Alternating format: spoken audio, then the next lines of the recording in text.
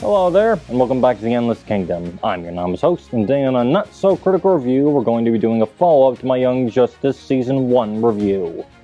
So, Young Justice Season 2, Who Invasions.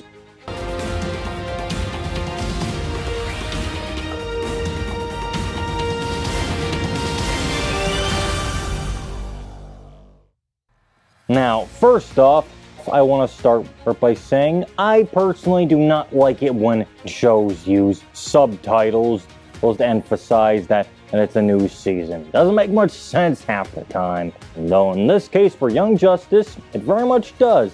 Because as this subtitle, Invasions, very accurately describes Season 2. Because that's the main plot point. Set 5 years after the end of Young Justice Season 1, Invasion sees the original team grow up and going in different directions.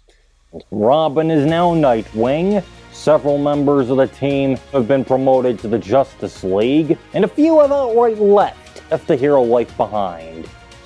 Or have they? That is one of the main plots that's interwoven throughout the season. That and getting to know the new members of the team that have joined up in the last 5 years. The third Robin, Tim Drake, Wonder Girl, a lesser-known aquatic hero known as Lagoon Boy, Blue Beetle, Bumblebee, and Beast Boy. The last two you'd know if you watched the Teen Titans cartoon. But back on track, the season starts out with another covert mission, which quickly reveals that there's an alien conspiracy on Earth. That kicks off the main plot point of the season. Throughout it, there's an alien invasion. In the background, of course, since the invaders, the alien conquerors of the Reach, prefer the silent approach to conquest. Which makes things rather difficult for the Justice League and the team, since they can't challenge the Reach outright. Quite the fascinating take, especially when you get to how the Reach interact with the Light, main villains in the entire series. Their machinations are still ever present, coinciding with the Reach each oftentimes. Let you watch the show to see what that means. But regardless, the conflict with the Reach is rife with fascinating events, taking characters new and old all throughout, and causing a good amount of character drama, especially in regards to Blue Beetle, who, if you read the comics, you know is heavily connected with the Reach. Young Justice Invasions weaves together this plot very well, especially considering it is by far the shortest of all the seasons. Quite impressive when you think about it. And just to tell, just as much as the rest of the show with less content overall. Proper use of time, especially considering alongside the invasion plotline, they also throw in a time travel plot with the time-traveling Impulse, grandson of the Flash, a romance plot carried over from Season 1 with a bit of a twist, that being Superboy and Miss Martian, who developed a romance throughout Season 1, are no longer together due to circumstances that happen off screen, but there's still plenty to do with their relationship.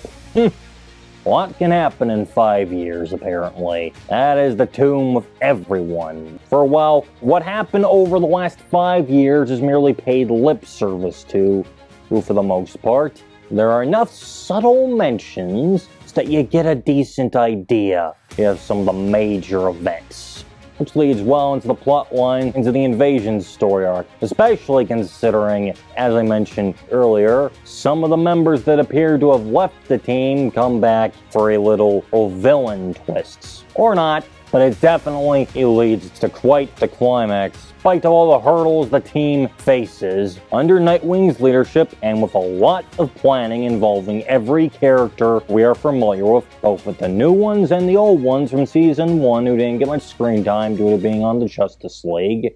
Young Justice Invasions creates a great storyline that caps off with a massive battle against both the Light and the Reach that foils both of the plots they were cooking up throughout, though not without cost. Once again, watch to see what I made. Yes, because in spite of the fact that this show was aired in 2012 on Cartoon Network aimed at kids, Young Justice Invasion does not pull punches. Death does appear, often at the villain's expense, sometimes at the hero's expense. It has quite the impact when you watch. I might say that's just a somber note, but overall, this season has great characters, action, long-spanning subplots to have good payoff, everything you could ask for in a superhero cartoon, plus a little bit extra. And it does not insult your intelligence. It actually makes you think. Something in modern media is highly struggling with these days. The main focus may heavily sway towards the original cast, but that's not a bad thing. Enough interactions with the rest as to keep everyone satisfied and deliver a firm conclusion. But, as I always say, I'm not here to tell you if the show is good or bad. I'm here to state my opinion and let you decide if Young Justice Invasions, aka Young Justice Season 2, is something you'd like to watch. So if you think Young Justice Season 2 Invasions struck your fancy, you can find it for easy streaming on HBO Max, along with the rest of Young Justice. Seasons 3 and 4 to follow soon enough. And if you enjoyed today's not-so-critical review, and like the video, leave a comment, subscribe if you haven't, and click the notification bell to stay up to date on all future reviews. And until the next not-so-critical review, I've been your anonymous host, The Endless Kingdom, and I wish you all a good day.